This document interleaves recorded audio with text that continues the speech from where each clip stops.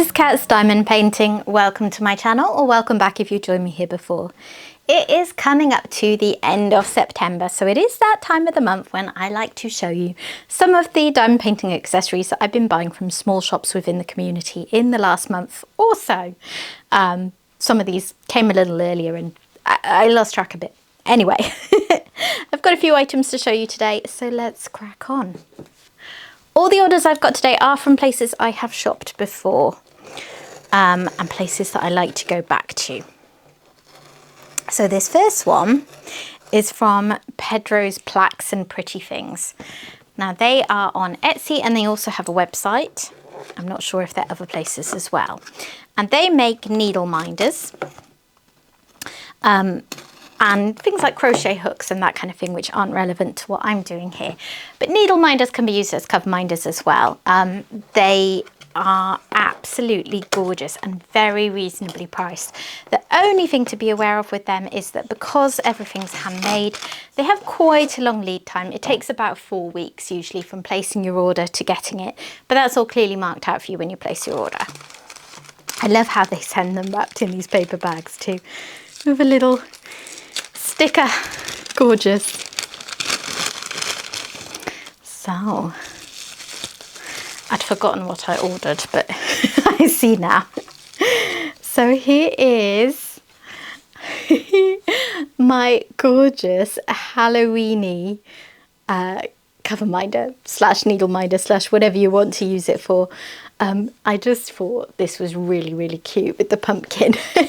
And I'm working on a Halloween kit right now that has lots of pumpkins, and I'm going to be doing a mystery cross-stitch conversion type Halloween kit, which I unboxed last week. If you want to check that out, it's called the 12 Days of Spookmas.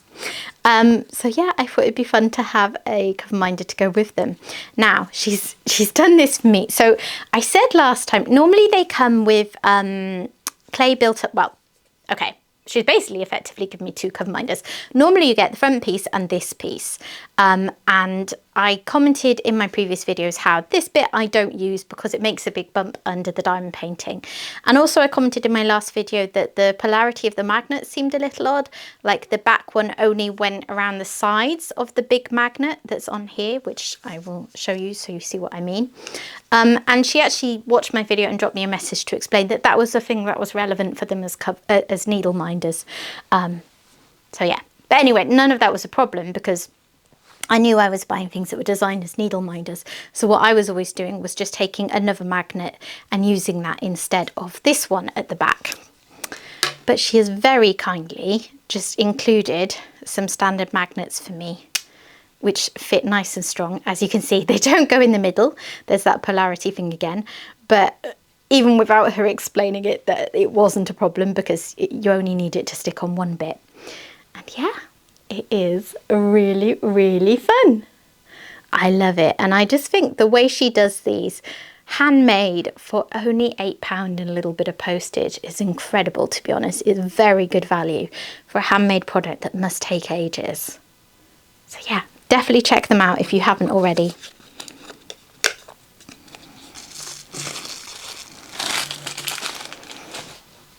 Next up, if you've watched any of these videos before, you will recognise this packaging. This is one of my absolute all-time favourite small shops to buy from. It is Norse Alchemist. It's run by a lovely guy called Jonas. I think he's in Denmark. I'm pretty sure it's Denmark. Yeah, it says there, Denmark. For some reason I had a crisis of confidence there. Anyway, he does drops on Sunday evening, so it's 8 PM UK time. The way to buy from him is to join his Facebook group, watch out for information about drops, and then use the links.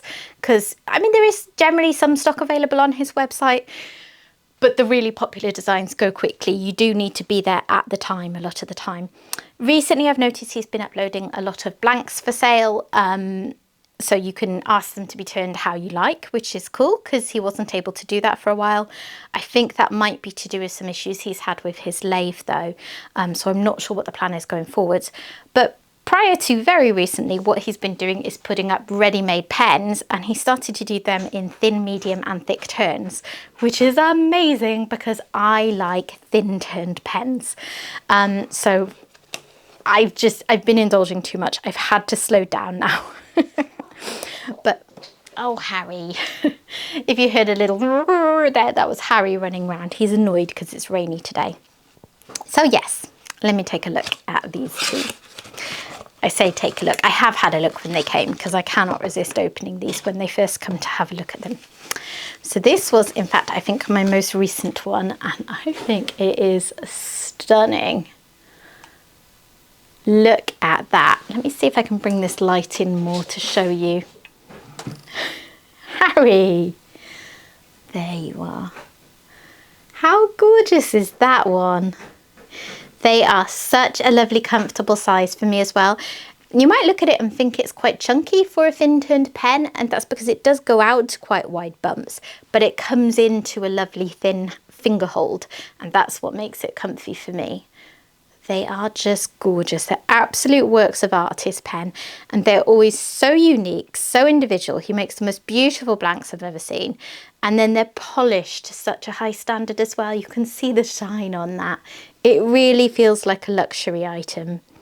I would say they're not the cheapest. There are cheaper options available if you want to try a custom turned pen, but I think they're good value for what they are, because I have paid more for pens from elsewhere which didn't have the same standard of finish. So that's one of them. And then I have this one. And now I've actually unboxed them for you, I can get them in use. I've got some places ready to go, and my hot glue gun. So here is number 2. I'm working my way through all the possible colours and shapes at the moment. I didn't have any white and purple ones. Well, that's quite specific, isn't it? I didn't have any like really purpley ones, so I really liked this one. You can see this one has got feathers in, which is so cool, and lots of little flowers, and lots of clear resin in this one, which I don't always love pens that have loads of clear resin, but I think with this one the balance is good, because this bit there's a fair amount of clear resin still, but then it really allows you to see that feather, and then other parts are a bit more packed with bits and bobs. Gorgeous. And I don't think I have any in this shape. No, because I have 6 bump ones, but they're more even. They don't have these sort of more what's the word I'm looking for, like more defined, sharper edges on the middle bumps. But that feels good to me. I'm looking forward to using these. They are so pretty. So yeah, new pens for my collection.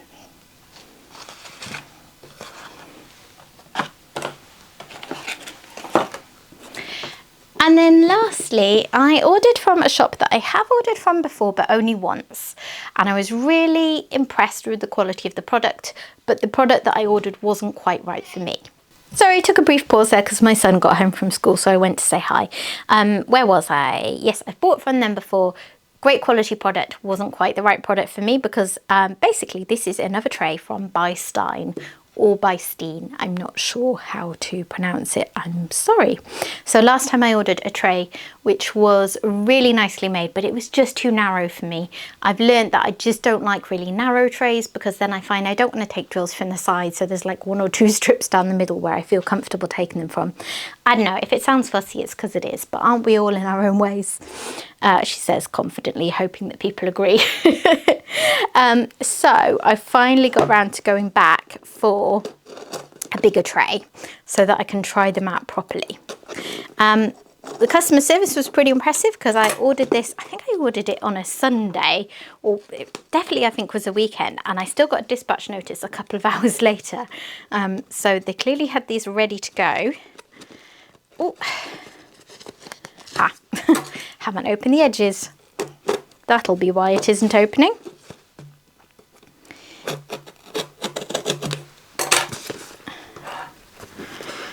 So, oh, have I done enough to get into it? Just about. Okay. So, straight off, lovely packaging. That's a sweet little sticker. Now,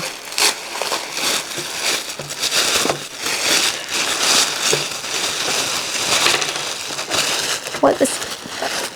Oh, I was going to say I heard something drop. I've got, woo, smooth. I've got, is that an axolot? think it's a little 3D printed axolot, isn't it? Oh, focus camera. It's the second video I filmed today and my camera is really winding me up. It will not focus on the right things. That is cute. It's got a flat bottom. I am definitely sticking magnets on that and having a cover minder. And here is the tray. Yeah, nothing else in there. So that is a bigger size. I think, did I just go for white? I mean, it looks pretty white, doesn't it? But it's not 100% white. What colour did I go for? Okay, I went for the colour Silk Silver. That's why it doesn't look quite white. It's because it's not white, it's silver. And it's got a lid which stays on very firmly because it's got these little catches down here. That's a good design. It has got the strip at the end that I really like for keeping drills lined up nicely. If you don't know what I mean, it was first discovered as like a trick with washi tape that you could put down there.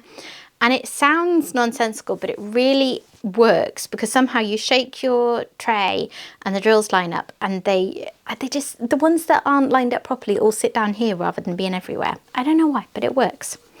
And then the stopper, oh, that is stiff, but as with all 3D printed items, I'm assuming it will ease. Now, I hope that this is a little bigger, because my only issue with the last one I tried was that I found sometimes if a couple of drills went through there at once, they would get a bit stuck. So let's find out how it performs. Okay, some nice orange drills for some contrast. So there you are. I don't know why I tried to explain that. You can see it much better than I could explain it. Look how they've all piled up there rather than going over this bit. They have lined up pretty perfectly, haven't they? That looks really good. I went for the silk because I find drills slide around better in them, so that is part of it, but the line spacing, that's where it's all at. Now let me see how they pour out.